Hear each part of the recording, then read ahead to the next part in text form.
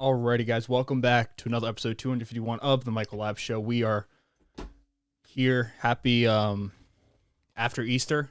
I think for all the Christians out there, your God has risen. He's out there. Now for the next, just make sure my audio is working because no staff here. Just me and myself in the closet, like Harry Potter. Can't curse. Not going to curse yet because if I curse too early in the podcast, it messes up my views I get for the podcast, and we are just crawling. We are just fighting to get every single view we can get. So yeah, guys, welcome back to another episode 251 of the Michael Lab Show. I'm Harry Potter. I'm sitting in the corner of the closet. I got Alien to my right shoulder, your left shoulder if you're watching on YouTube, and I got this amazing narcissistic sign here. This is Michael Lab's podcast. And we are doing it. We're happy. We're good. Everything's good. Life is good right now. I'm in a good state of mind. By the time this podcast came out, I have gone back to Maryland. I went to Bethany Beach, which is Delaware. So I drove to Delaware. Taylor and I went down on Friday, I believe. Friday, after she got her hair done. And I saw my family, hung out with the family, celebrated Easter with the extended family, which is something I haven't done in years. As I mature, I'm starting to, I'm at the point now where I'm starting to realize the value of spending time with family, more than just immediate family, but even that. I think I'm starting to, hold up, let me get my foot out. I'm jam-packed in this corner of this bedroom. It's wild, or this closet. But I'm getting to the point now where I'm starting to kind of realize the value of being with family, or at least like keeping lines of communication with people. Something I've never done.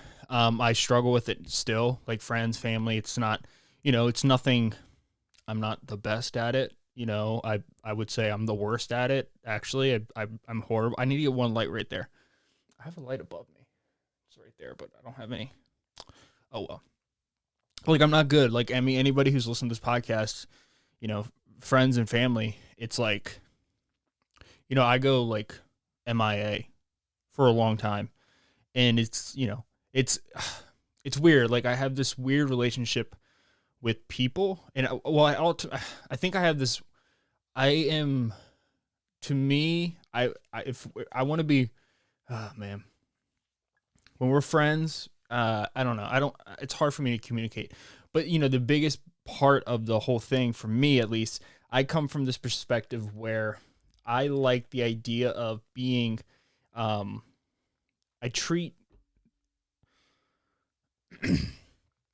want to be able to have control of the relationship. I don't like the idea that someone can just contact me whenever. And that's fine, but what I don't like is that if you don't respond in a certain amount of time or anything like that, any of this bullshit with social media, I cursed too early there for YouTube. If any of this nonsense with like texting and Twitter and all this fucking god awful nonsense, which I have a theory that social media use is going to start declining here in the near future. I'll probably get into that in this. There's a lot of things I want to get into this podcast. News stuff, older news stuff, but also I just want to get my views on things that's happening in the world. I haven't really gone into anything. The last podcast was just a welcome back podcast. I'm back. Here we go. Let's get it started. But I went, and I'll talk about it more next episode. But as you guys are seeing this, I went to Bethany, hung out with the family, talked to my parents, talked to my sister, talked to extended family. I don't know about what because I can't predict the future. But then I went back to Maryland on Monday and I worked out at the gym I used to work at. And I, hopefully hung out and talked to a lot of people I haven't seen in a few months. This move has been the best thing for me ever. It really has. It's been absolutely incredible. It's been incredible for me. It's been incredible for Taylor. It's been incredible for our relationship. And it's been one of those things where, people like to, I don't know if it's because, the phrase hurt people, or like miserable people hurt miserable people, or miserable people make other people, miserable people take normal people and make them miserable. I think that's what it is. But growing up, you spend so much time like with this fear of like what do I do next? Like, oh my God, what if I mess up here? Like what if this doesn't work out? You hear people say that. I need to plug that in. You hear people say that shit all the time, but it's like one of those things where it's like, you're going to be fine. Like, I don't know. I think for Taylor and I, there was like, there's a fear when you move because there's so many things you have to do in quotations, bunny ears, as we call it, bunny ears.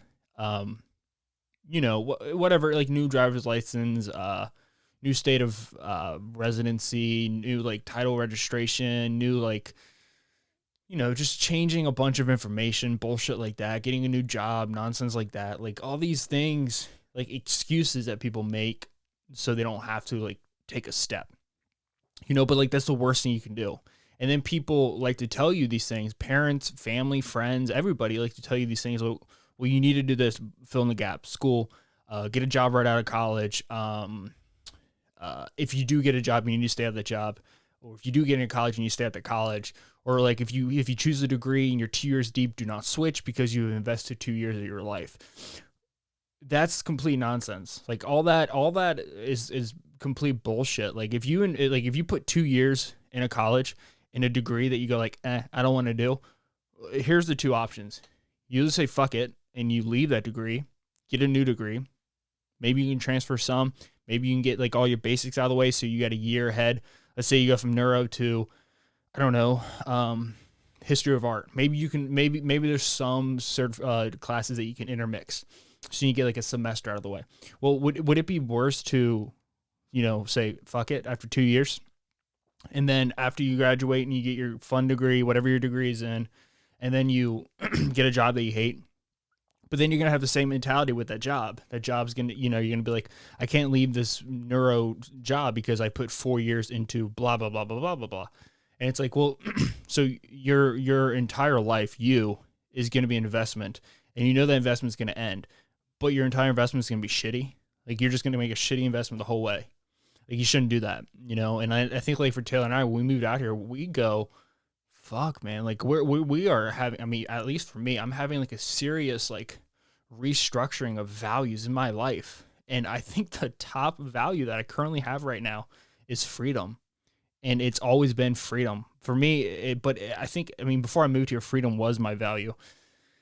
But like now it's even more so because like we could, I don't know. I was talking to Taylor about this. It's definitely a double-edged sword.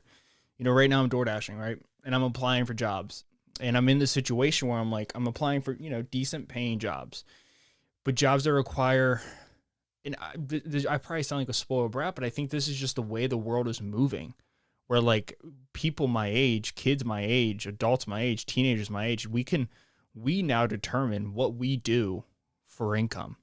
The jobs no longer, like we aren't like sucking off the jobs anymore. Like they need us, but we have the power to like say, F you, and especially if you have the knowledge to understand what to do with your money, to make your money work for you, and to be able to save money and be smart with your money, be smart with debt. Like debt is the thing that keeps an economy rolling. Like you need debt. Like if I start a country, the only way I can get people to like listen to what I have to say, and a lot of the stuff I'm speaking of came from a lot of books I read, but also like there's this book I'm reading right now by Ray Dalio, who is the hedge fund manager and founder, and no longer CEO, but the founder and hedge fund manager of Bridgewater Associates, which I think might be the biggest private investment firm in the whole world. I don't know, but he writes this book, I think called like Changing World Orders.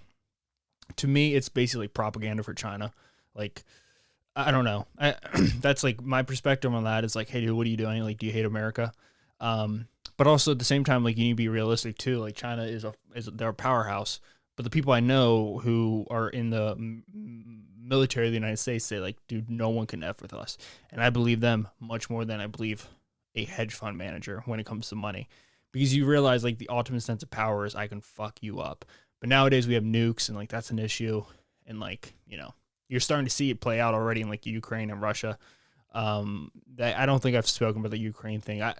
I don't even know where I don't even know where I come in on that. Like, well, I should establish what Russia did is fucked up. Like clearly, like if you take the perspective of like Russia's doing the nice thing, like Ukraine used to belong to the Soviet Union. Soviet Union used to have Russia. We need to bring them all together. I can see that perspective if you're someone from Russia and you're born into the Soviet, and like it's kind of odd. Like I'm not defending Russia right now, but I am kind of like stalemating the other argument. Like there is this argument to be made, like if you're family in Russia and like Ukraine became a country, like you go like, well, my family's in Ukraine, I also have family in Russia, but then I think you would be like, well, maybe Ukraine should be part of Russia, but like the way that it's happening is, like using civilians as shields to like protect yourself is wild. But also like I don't know, like it's there's something also very fascinating about this war where it's like it's the first war in modern society. Not true. I mean, that's also like there's another thing like that's going on about like this war where it's like Russia is going in and shitting all over Ukraine. I think ultimately what I think is going to happen is Ukraine's going to give up half, 3/4 of their country, and then they're going to retain just a little bit of the country. But I think what's going to happen is this is really going to cripple Russia. I think from a lot of perspectives, I think, I don't know. I think you might see like a Bolshevik revolution like you did in 1917. I think you might see like a situation where Russia is implodes from the inside out. Because if you're a Russian citizen right now, like even if you are for the war and you think Ukraine should be taken over and you're a full supporter of Vladimir Putin, it sucks when you can't like invest in the market because the market's been shut down for a whole month. It sucks when you go to the bakery and you can't buy anything because the prices are so high because, your country has just been ransacked by the rest of the world. Like there's a lot of things that are coming out of this which suck. It sucks a lot for Russia. And I think Russia's going to be in for a long half century of pain and suffering. I mean, if you look at what happened, Russia didn't really start becoming a powerhouse until 2000. Even now, like before the war, they really, the only way that they were a powerhouse is because they had the nukes. But outside of that, they were not a powerhouse economically. If you're an investor, you don't really invest your money in Russia. Like, like this is one of those things where I think American people are being presented one thing, but I think there's a lot of stuff happening behind the scenes.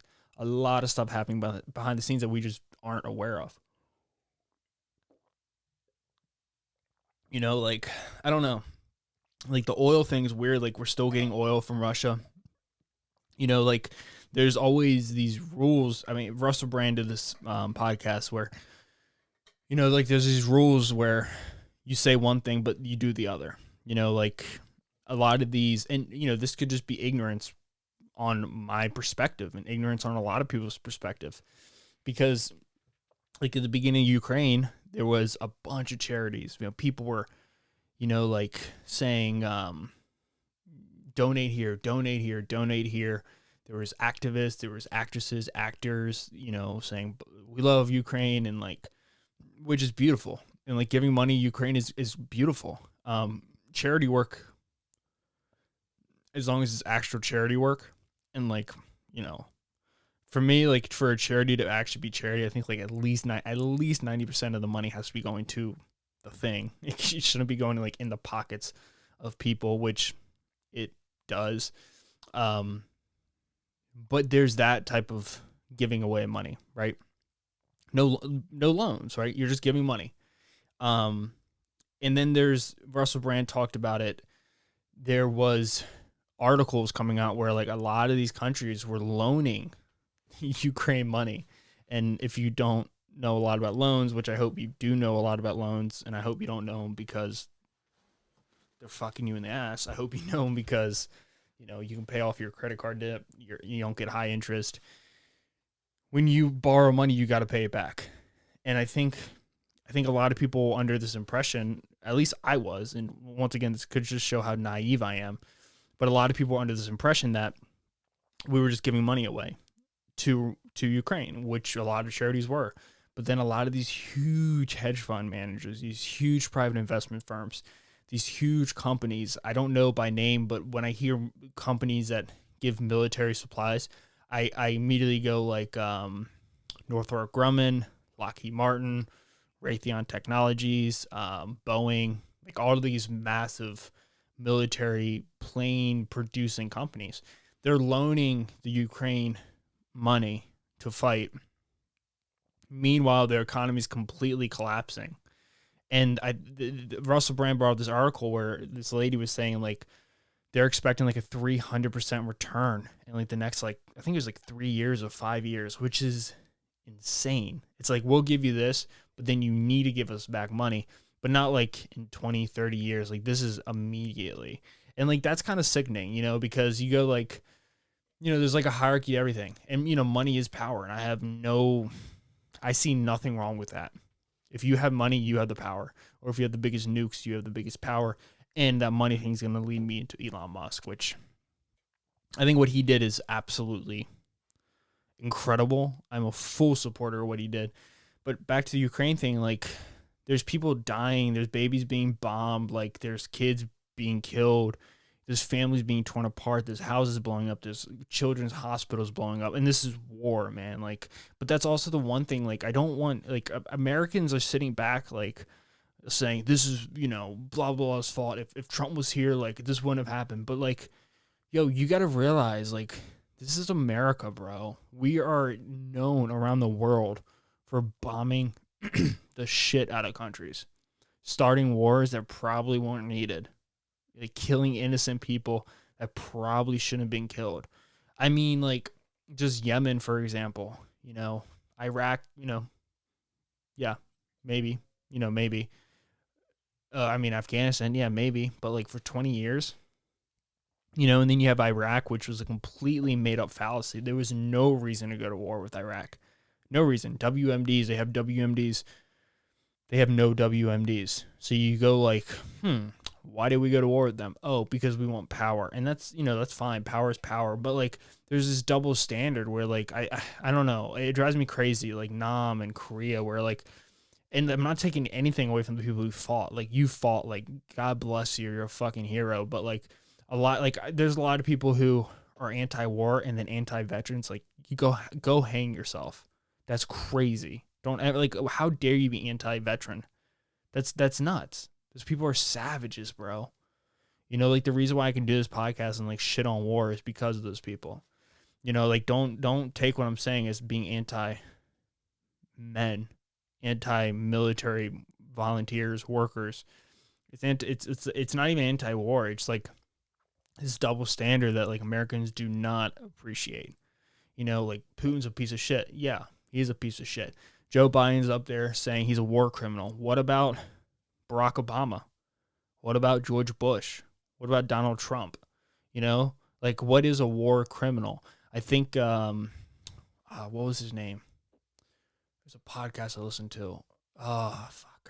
I don't know who it was. But he was an educated man. He was a smart man. He was an intellectual. And he was saying how, like, ever since the international court has been produced, there's never once been one American leader tried for wars, for crimes against humanity. Not once, ever. Think about that. That's crazy. That's a crazy stat. And the majority of people who are tried are people from countries in Africa, countries in the Middle East, but we do the same fucking thing. Like we do the same thing in terms of, you know, bombing countries. We do the same thing. There's nothing different. And I don't know. I just think like that double standard is something that has to be recognized. And like, we can't just take the stance of like, America is always great. Like, I don't know. And like, I don't know. The Ukraine thing sucks. Vladimir Putin's a piece of shit. I hope this shit ends eventually, sooner than later, because people are dying. And I think that's what ultimately sucks. And it's not just the immediate deaths. It's going to be the deaths for centuries, maybe tens, if not hundreds of years to come. You know, like Russia's screwed. I mean, they have all those sanctions on them. They're going to have no money at the end of this. And then what happens after this? Does China, like strike a deal with Russia? Does China start going after Taiwan? Does China go back after Hong Kong? Like, what happens? Like, what's the geopolitical ramifications of this? I don't know. Does America even have a leader? Like, I mean, I guess Joe Biden's the president, but I don't ever think of him as a leader. I mean, the dude's frail. The dude's falling apart. Like, you can't. It's gotten to the point with the Joe Biden where if you're still someone who believes that man's like in his full mental capacity, he's healthy. He's not. Like, it's what's also very terrifying, which I haven't seen the media at all. But also, I'm never on media anymore. I don't watch news. Like, I don't watch TV. I sometimes watch Bloomberg in the morning just to get like catch up on some stock information. But outside of that, I don't really watch any type of news at all. I don't really go on social media. I might like float to social media like twice a week just to check. I don't know. I don't even know. I don't know. Just because I'm an addict and it's still in me a little bit. If social media was like a deadly disease, we would all be dead. It's like we would all overdose. Well, maybe not you guys because you guys use it consistently. But like I go off of it for like a month or two and I pop on it for a second. I'll just get that shot of fentanyl in my veins and I'll die. What was I saying? Oh yeah. But you remember when like Joe Biden and Vladimir Putin met and like Joe Biden said they spoke for hours? That's terrifying. That's so scary that they spoke for hours. Hey, you ever spoken to someone who has like Alzheimer's or someone who is like their mental capacity is like heavily diminished? It doesn't take more than 5 minutes. It doesn't take more than a minute for you to realize, oh, this person is a little, I wouldn't say slow, but they're aging, right? They're older. And like, if you're doing that around Vladimir Putin, who's an assassin, literally an assassin, has people poisoned to death, grew up in Soviet Union, just a savage, worked for like the equivalent of the CIA in Russia. He talks for Joe Biden for 2 straight hours. If you don't think he comes back home to the Kremlin and he goes like, hey guys, they got Mr., knock on the doorstep of death up there. The White House giving out demands like, hey, we got to go in. If we're going to take Ukraine, we got to take that motherfucker now. And then you watch like Joe Biden like completely flub the Afghanistan thing. I mean, like, to be fair, like, give him credit for he did it. Like, he pulled people out of Afghanistan. Donald Trump didn't. He said he was gonna, but he didn't. Like, I don't know. Maybe he deserves credit there, but there is like this weird dynamic where like a powerful leader does demand like a level of respect and gets it, but a non-powerful leader does not get it. And I think that's kind of what you're seeing a little bit in like the geopolitical world. For me, it just feels like America doesn't really have a voice right now. Like China's doing whatever they want. Xi Jinping's doing whatever he wants. India apparently like wasn't responding to our phone calls.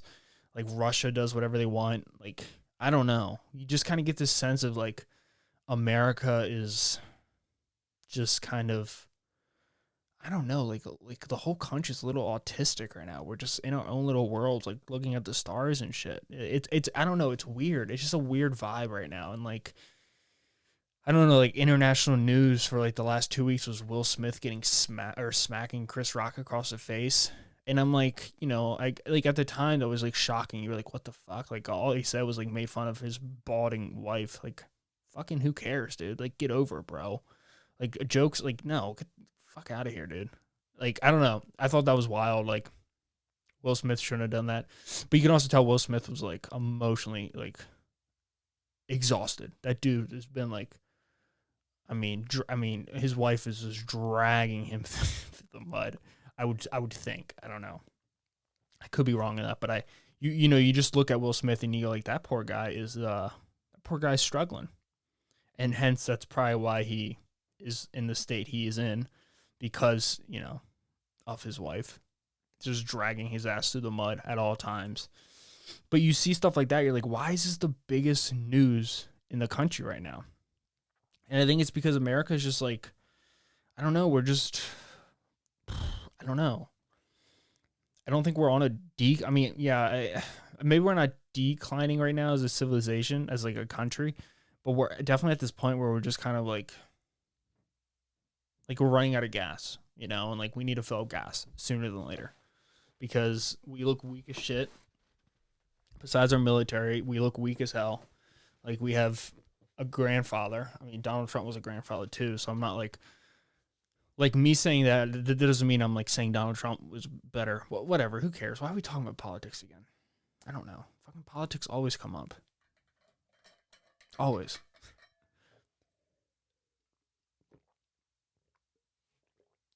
It always sucks. Nobody likes talking about it. Nobody likes talking about it. People get so angry too. Like people get so pissed. And like people don't realize the more pissed off you get, the more fun it is to get you pissed off. Like that's something people do not realize. Like I don't know. I see people around here like hardcore Trumpers. And I'm like, I so badly want to be like, hey man, so you voted for Hillary in 2016 and just watch their brain melt. That'd be so funny. You know? Maybe I'm a provocateur. Maybe I'm a piece of shit, but that is hilarious to me. Hilarious. I don't know. I kind of want to tell you my experience with someone like this, but I don't want them to figure it out, and I don't want them to be like, I did bother him. Because it's not even like a bothersome, it's just funny to me. Like mental illness is a real issue. We have to recognize it. And right now the power is in the hands of those who are mentally ill. They're the ones with the power, and like you're seeing what's happening. They're losing their minds.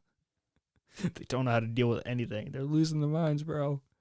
Oh my God. I was on a walk with Taylor yesterday. It was lunchtime a few weeks ago, maybe a month ago.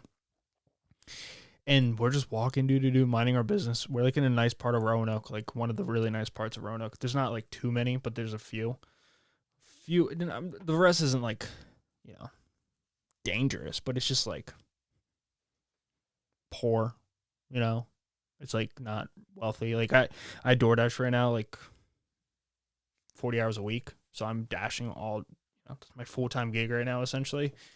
So I have the special privilege to experience all parts of Roanoke, and all parts of Roanoke are beautiful in their own way. But we were walking in this very nice part of Roanoke, and this we're just hanging out talking, and this guy just like screams at us. Like he's like, "It's fucking Joe Biden gas. This is Joe Biden's fault that the gas is so high." And I'm looking around like, who's he talking to? And I look at Taylor, and then she looks at me, and then he just keeps on. He's like, "Yeah, what do you think about this Joe Biden gas? It's an embarrassment. Like it's an atrocity." He wasn't smart enough to use atrocity, but he was like, "It's so stupid." He says shit like that, and I go like, "Yeah, Joe Biden, woohoo, yeah." And I walk away, and I look at Taylor. I'm like, "Did that guy just yell at us about the gas prices? Is that what I just heard?" And she was like telling me like, you know. And then I'm like, "Wait, didn't Donald Trump passed 2 of the huge infrastructure bills that, you know, raise inflation so high? Wasn't he the guy who did that?" And then like, I don't know. It's just like so easy to like place blame on it, 1 or 2 people. Like Joe Biden's fault, Donald Trump's fault. Because of Donald Trump, we have all these racists. It's like, nah, just the racist people have a voice. It's like, I mean, that's fucked up too. That's it's unacceptable. It's funny though. Humor is a beautiful thing. Humor keeps people in check.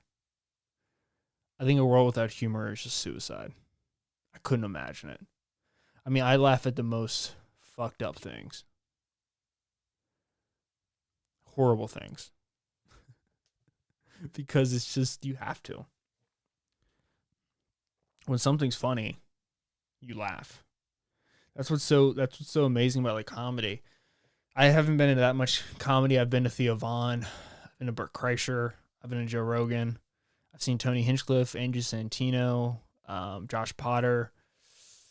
Who else?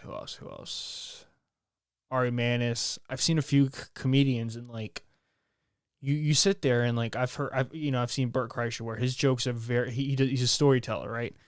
And when he tells a joke, it's a story. So you got to kind of stay there the whole time. And he's drunk. He's just loud and boisterous. That's the type of comedian he is. You go up there and then you see Ari Manis, who is just a dark comedian. You know, he just sits there, hands in his pocket, and he says stuff that like when you laugh at, you go like, you like look around like, you pull out your cross and you kiss it, like, oh my God, Jesus, don't hurt me, Jesus, because it's like dark shit, like dark, like school shootings and stuff like that, pedophilia. You're like, oh, I shouldn't be laughing, but you do laugh, and like there's this sense of like, and then everyone laughs at different things. Like I laughed at him a lot. Taylor didn't really find it funny. Some people around him were like, ooh, like, oh, why'd you say that? Like, step away. But then he just pushes in harder and harder and harder. And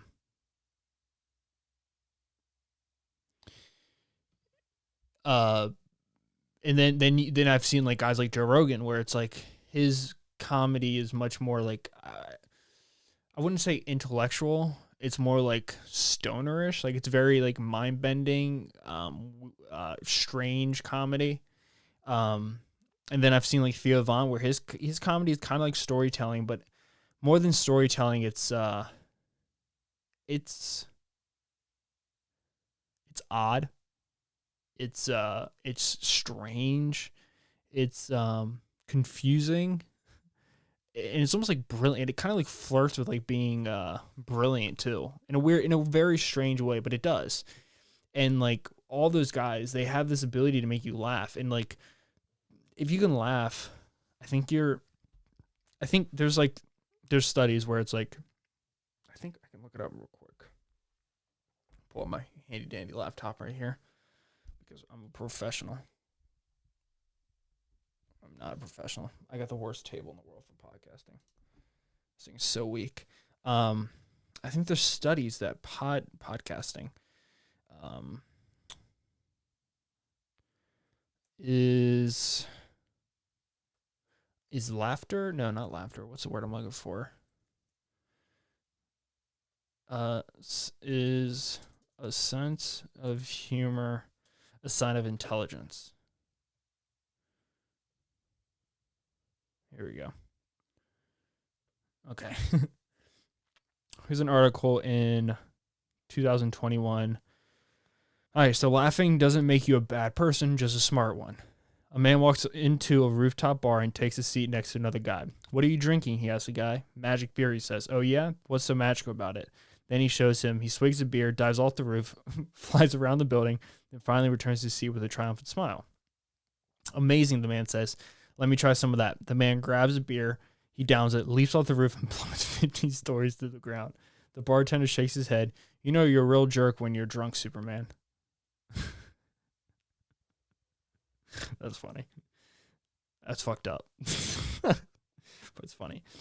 All right, let's ignore for a moment whether I can't read that. Okay, according to a new study published in the journal Cognitive Processing, your reaction could indicate your intelligence. In the paper, a team of psychologists, which is psychology like the softest science out there?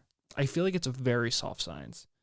Concludes that people who appreciate dark humor, defined as, quote, humor that treats sinister subjects like death, disease, deformity, handicap, warfare with bitter amusement and presents such tragic, distressing, or morbid topics in humorous terms, may have higher IQs, show lower aggression, and resist negative feelings more effectively than people who turn up their nose at it. Oh, that's fascinating. That makes sense, like especially the lower aggression thing, because for me, like anytime I'm presented with like a hostile situation, whether it be like a customer or whether it be like I'm out in public and somebody comes up to me and says something that's like clearly, rude, I always, I make a joke out of it, and most of the time you can get out of it like that because, but that is fascinating because I do feel like some of the smartest people I know are not people that are trying to fight you, or not people that are trying to like swing on you, or like not people who are like threatening like physical violence on you at any time. But I just think that's I don't know. I think that's fascinating that there is a correlation with those who do find things funny those who make jokes and a level of intelligence. So next time someone makes fun of you for laughing at a Hitler joke or a concentration camp joke, tell them you're smarter than them. Tell them they sacrificed my life so I can be smarter. Oh, that was bad. I'm going to hell. But we're about 35 minutes in the podcast, and I want to finally get to the point of this episode. I just want to kind of share my views on the whole situation with Elon Musk going to Twitter. Now, or not going into Twitter, but buying 9.4% of the company, which he's been, I think, filing shows with the SEC that this started back in like January. This started a while ago. So there's this belief out there that if you're rich, you're a piece of shit, right? If you're wealthy, you're a piece of shit. And I think a lot of this stems from like Marxism beliefs that if you accumulate a certain amount of wealth, there's no way for you to be a man of the people.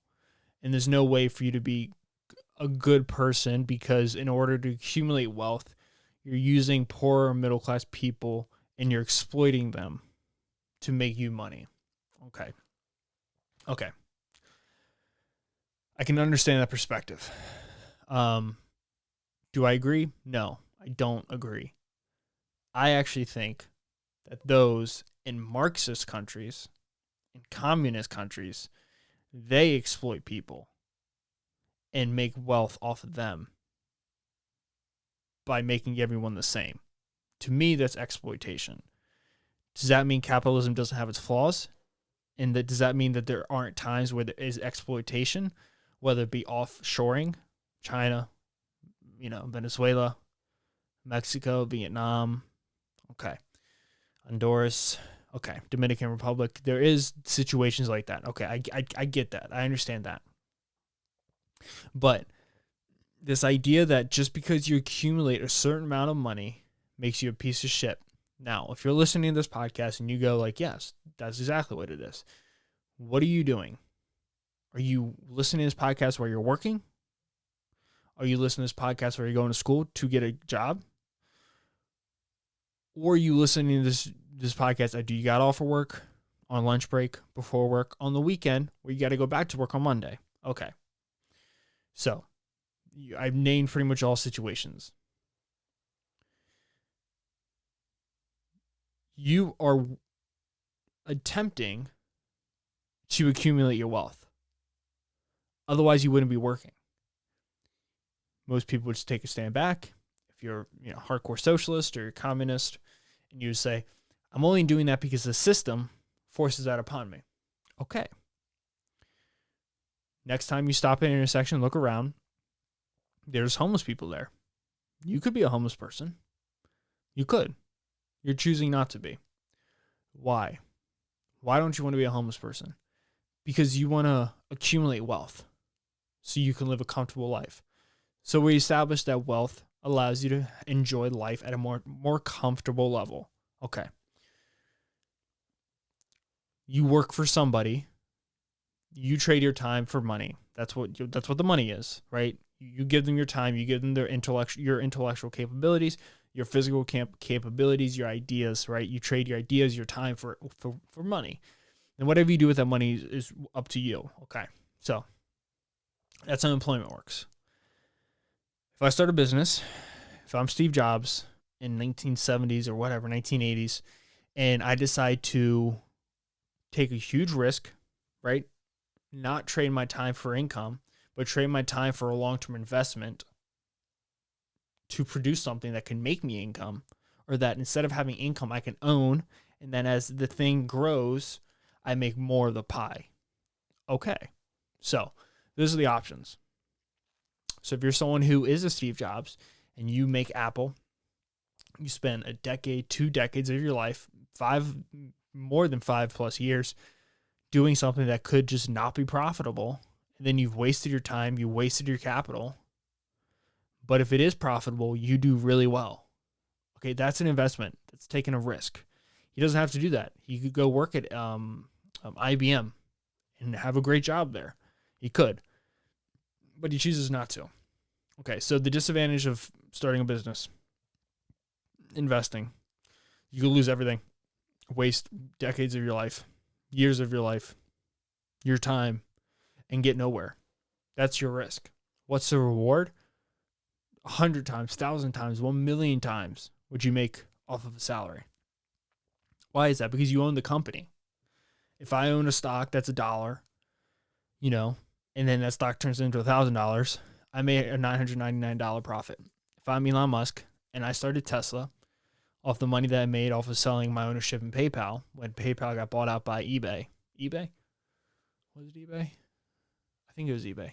The PayPal Mafia? I think they got bought out by eBay. He could have just cashed out, took that money, and ran for it, and never did anything with it. So funny. COVID's breaking out the White House. So funny to me. We're all quadruple vaxxed, though. We shouldn't be getting COVID, bitch. These vaccines do nothing to stop the virus. What did they do? That was like the best product of all time in terms of like revenue, but it did nothing. Probably save some people from dying, but like didn't stop COVID. Omicron said, "Hold my beer, hold my mutation. Watch this, motherfucker." Started killing motherfuckers left and right, like goddamn Bruce Lee back in Fist of Furies. But that's how it works, right? You either trade your time for income, steady salary, whatever. Do what you want with the money. You probably don't know how to invest. You probably just save your money. Depreciates over time because inflation always goes up because the dollar is not backed by anything. It's just backed by what people think it is, but it's not backed by gold anymore. So then you got to work till you're 70 years old, right? Because you've never invested your money in these companies. These companies are what make people money in the long term. It's an investment, right? Okay. So Elon Musk goes in. I think he owns like 40%, maybe more of Tesla. And you own a company that has a market cap of, I think it was, let me check it real quick.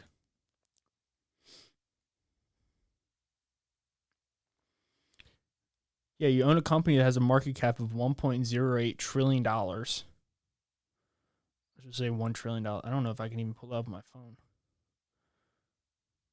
Yeah, it's $100 billion. I can't even pull that up on my phone.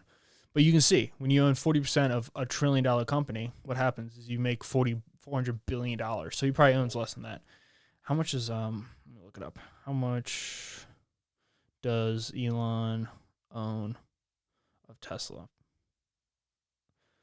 17% stake. Okay. So that's why, 17%, which is a shit ton.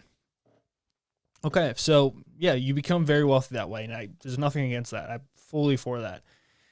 But when you have that kind of money, you can do things like become the biggest shareholder of Twitter and completely change the future of social media forever.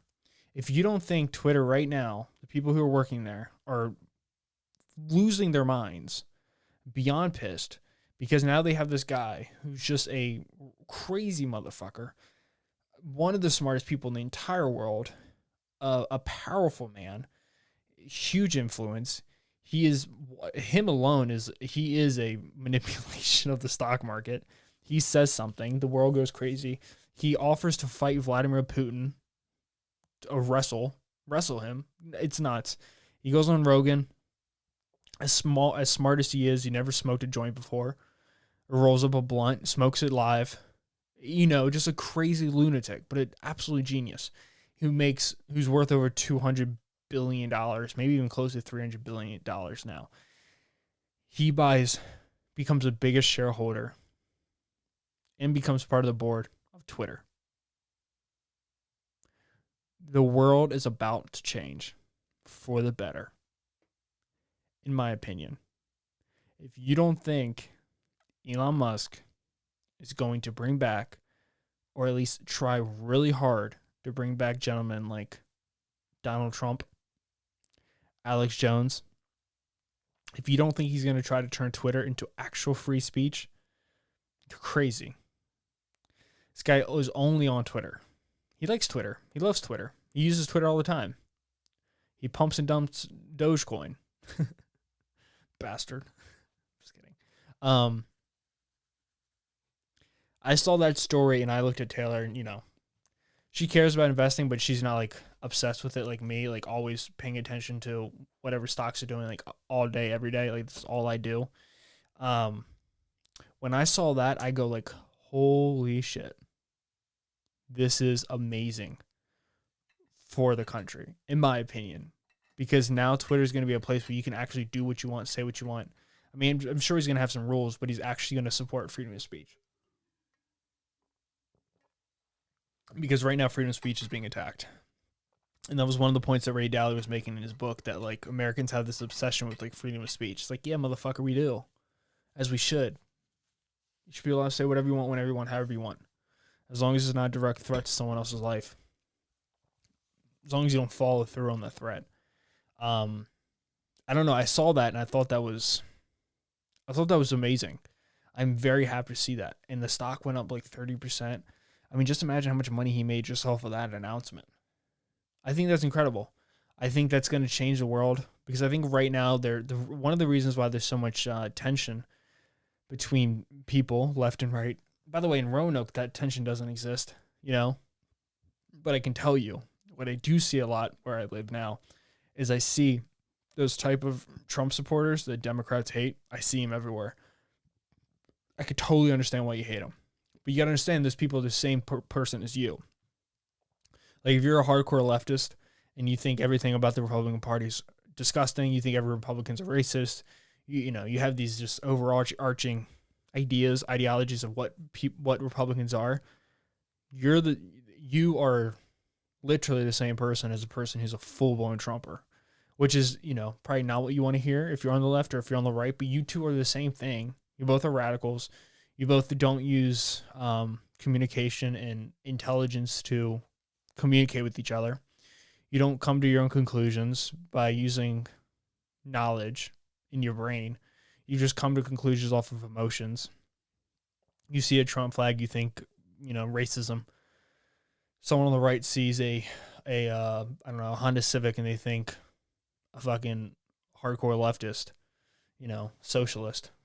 Like I think people on the left look at people on the right as being like capitalist racist people, and the people on the right, far right, look at the people on the left to be socialists. Like, nah, dude.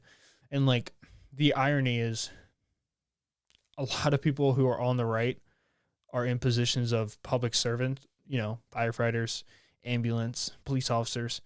Those organizations are employed by socialist parts of the government. Like, what is socialism? Socialism is the government paying for the public sector, taking the public sector in their own hands. Last time I checked, there's not a private police force. Last time I checked, there's not a private firehouse. Last time I checked, like, all these companies are owned by the government. Your paycheck comes from the state. Your paycheck comes from the county. Your paycheck comes from, the city. So you are technically working for a socialist organization. And I know you don't want to hear that, but you are, right? Or if if you've been down on your luck and you need unemployment, or if you need, or if you're 65 and you want Medicare, or if you are, down on your luck and you need welfare or you need food stamps, that's because of socialism, where the government does come in and they help things. You can send your kid to public education. That's socialism. Like, that's all socialist viewpoints, right? But at the same time, if you're on the far left and you go like, fuck those capitalists, all they do is greed, I hate them all, blah, blah, blah, blah, you lose your minds about them. Well, you got to realize that your iPhone that you use, it stems from the use of capitalism, right? You wouldn't get an iPhone like that if it wasn't for capitalism. Your Netflix that you like to watch, your TV shows that you like to watch and binge and waste all night on and all day on, that's because of capitalism. Netflix, the reason why Netflix is the top streamer is because Netflix has to fight for its spot. If it was government run, it wouldn't have to fight for its spot because nothing else would come around. Those beautiful Nike shoes that you love to wear. That Lululemon you like to take pictures of and put it on Facebook, Meta, Instagram to show the world. Because you need external validation because you're insecure about yourself and you don't like what you do. You use Meta, owned by Mark Zuckerberg. You used Lululemon, public company, worth billions of dollars. Stuff is made by people. It's made by slave labor, essentially. getting paid pennies, like pennies a day, dollars a day maybe.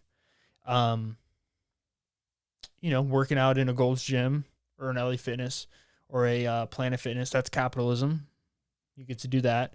Using it on iPhone, that's capitalism. Like, you just got to realize, like, the contradictions, like, but if you're going to be someone who says, I think capitalism, if it's not controlled a little bit, it can be dangerous. I can understand that viewpoint, even though I do think there's an argument to be made that because there are controls in capitalism, that's why you have these huge discrepancies. I can see that viewpoint as well. I almost shit myself right there. And also, if you're on the right, you got to understand, like, hey, man, you need the government to step in sometimes. Do you want your kids to go to school? Do you want, you want a cop? Well, you need socialism, because not, if you had a private police force, that would be an issue. I'm not saying the public, like, government run police forces do much better, but so I don't know. That's just that. But also, what am I, like, who the fuck am I? What am I talking about? Hashtag Target suits. I have them all right here. Can you see them? Literally, they're right there. Camera's right there. Lights right there. Microphone's here. I can touch the wall. Like, ready? That's the wall. Like, everything is so tight in here. What else I have to talk about? But yeah, I've been applying to jobs. I applied to a marketing position for the school around here. I applied to a veteran affairs position. There's a huge veteran VA hospital here in Salem, Virginia. Is a administration position, management position, something like that. And I've also applied to a marketing position at State Farm. So, I've been applying for like regular jobs, but I love my freedom right now. I love doing work whenever I want. Obviously, I'm spending money on gas, and gas is a little expensive right now. But at least where I can live, I can get like, we have like $2.74 gas at Walmart. And then it's 2% off because of Apple Card if you use your phone. Which, shout out to James. You fucking saved me with that thing, dude. You changed the game when you told me about that.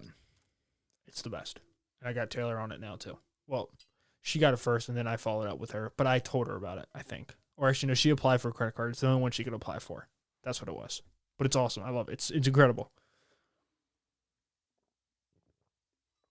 I really do love this.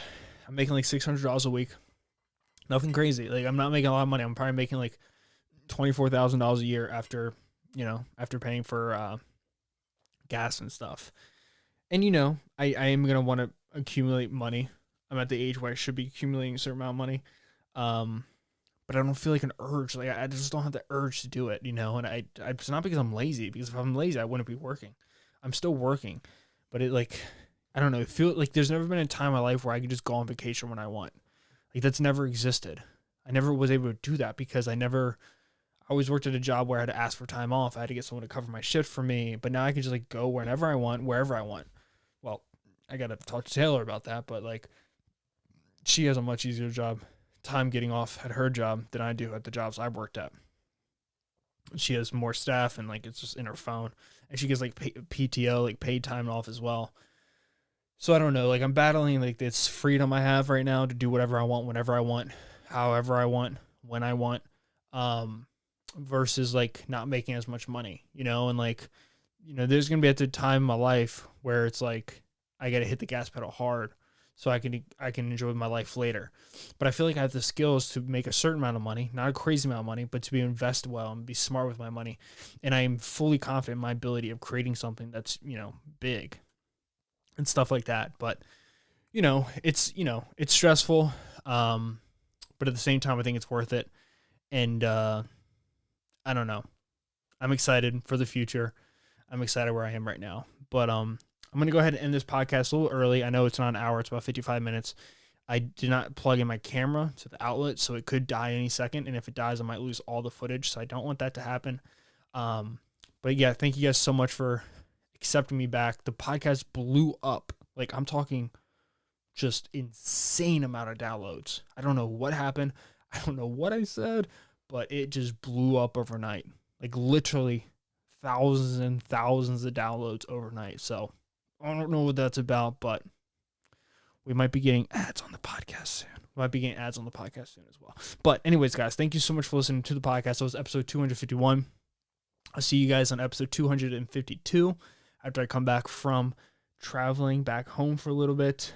Thank you guys so much for listening, enjoying the podcast. I have to go DoorDash, get lunch with my beautiful girlfriend, and DoorDash later tonight, and then go do deadlifts because life is fucking awesome right now. Thank you guys so much for listening. I'll catch you guys next week. Peace out and see ya. Thank you.